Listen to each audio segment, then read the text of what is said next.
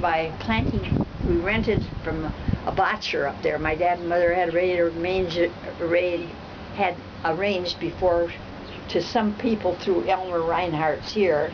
His family lived there, and we could rent from a neighbor. So clover was a good price.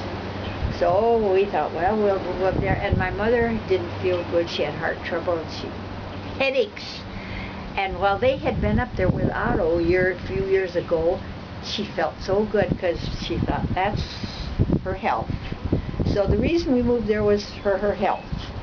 And then clover came on during the war. You know, it was a big thing. We were going to get rich. Well, when the war came on, prices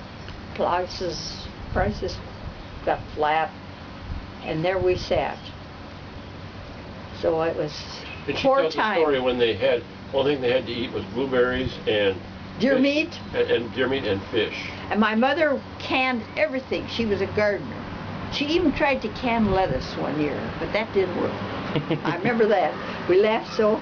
Lettuce, she said, well, she had a big garden, so we kids had to work in the garden.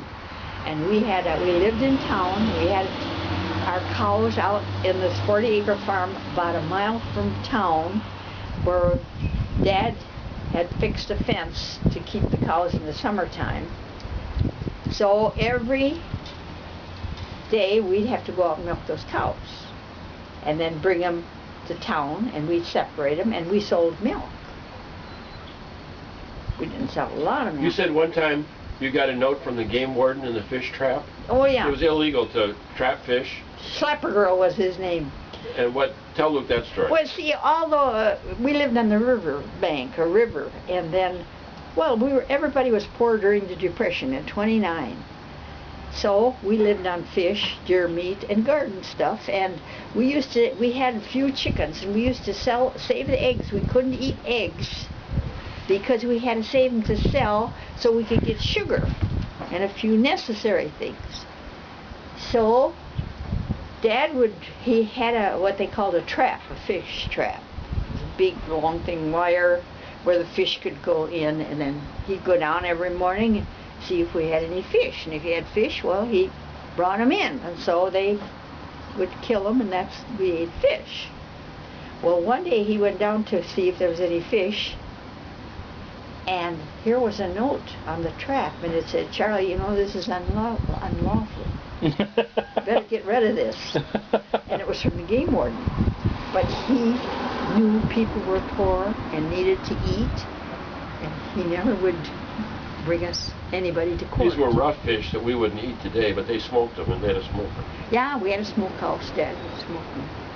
So, it was mostly carp. That was bad. If we got any other fish, why, that was the big thing. But there was a lot of carp, and they have a lot of bones in them. But they smoked good. And I remember one time he went out to the smokehouse, because they had a good crop out there. He'd have poles in this little square house that looked like a toilet. And then he'd build a smudge fire underneath so that it would smoke. One morning he went out to the smokehouse to see what he got. And I guess the fire got away from him, and here all those poles were down in the ashes. There went our fish. See, there was some speculation that when the banks started having trouble a year or two ago, that we were going to enter a depression here.